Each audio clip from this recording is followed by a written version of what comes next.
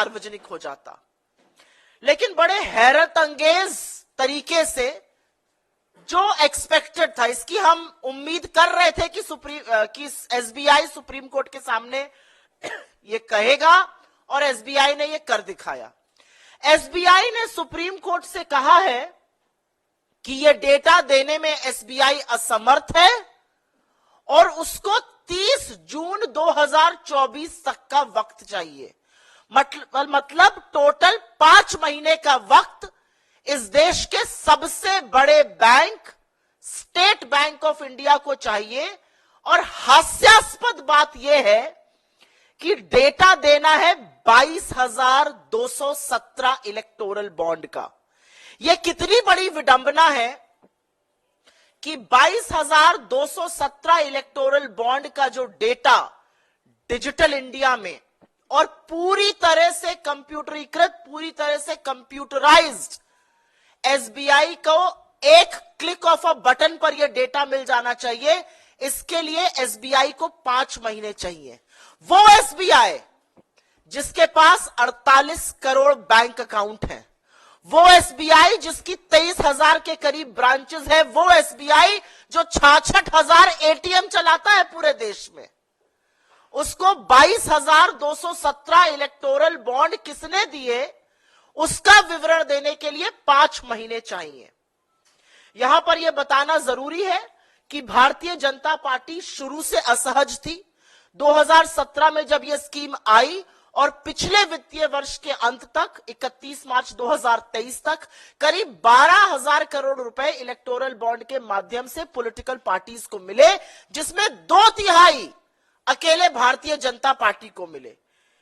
करीब 6500 करोड़ रुपए भारतीय जनता पार्टी को मिले और करीब 9% अबाउट 1,000 करोड़ रुपए से थोड़ा ज्यादा कांग्रेस को मिले। तो भारतीय जनता पार्टी चिंतित थी।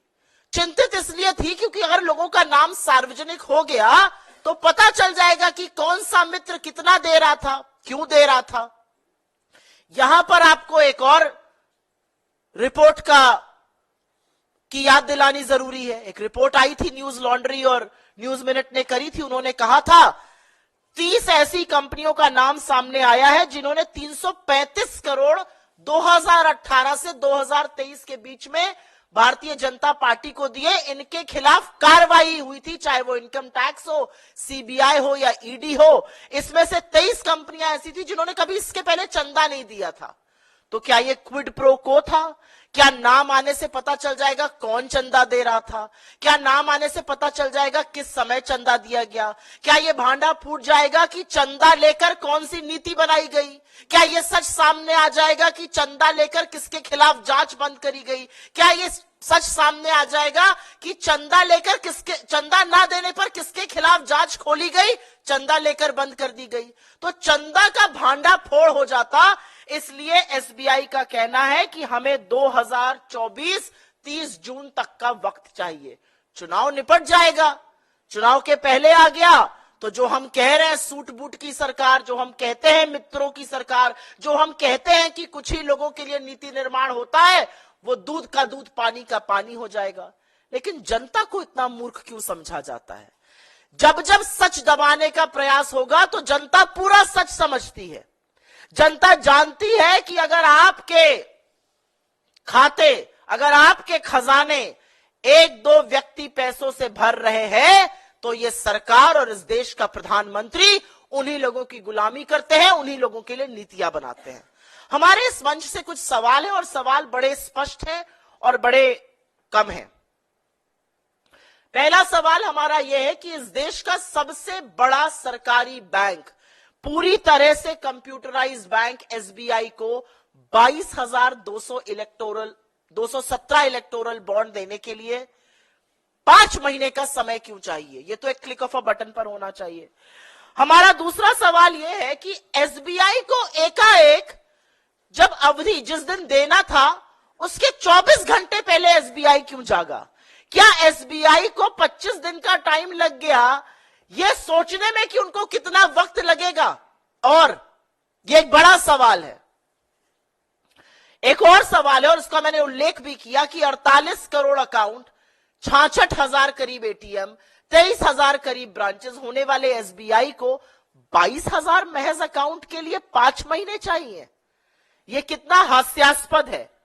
एसबीआई पर प्रेशर कौन बना रहा है?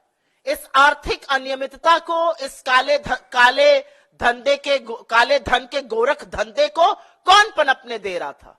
क्यों एसबीआई पर दबाव बनाया जा रहा है? ऐसा क्या हो जाएगा अगर चुनाव के पहले ये नाम सामने आ गए? और सवाल यह उठता है कि क्या लोगों को लोकतंत्र में यह जानने का हक नहीं है कि कौन किस पार्टी को कितना और कब चंदा दे रहा है, जिससे वो देख समझकर वोटिंग के पहले अपना मन बना सके? यह पूरा गोरख धंधा है, अलायंस अब एसबीआई के साथ की गई है।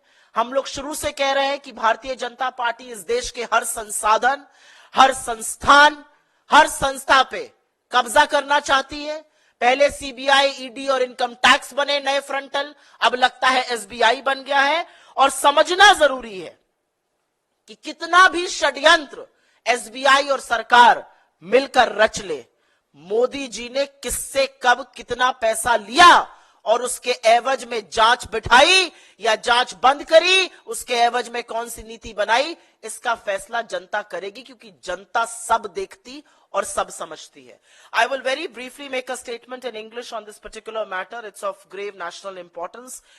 24 hours before the SBI was supposed to make names public of who the electoral bond donors were, according to the Supreme Court order of 15th February 2024, not unexpectedly, but in a very shocking and brazen way, the SBI has approached the Supreme Court and has sought time until the 30th of June 2024 to make these names public. Why does the SBI need so much time? SBI is not just India's largest lender, it is a fully computerized bank. It operates 48 crore bank accounts, it operates 66,000 ATMs, nearly 23,000 branches all over the country and beyond India. And this SBI needs 5 months to be able to gather data for just 22,217 electoral bonds. Why is the BJP so scared of these names coming out? It's important to remind you of two figures here.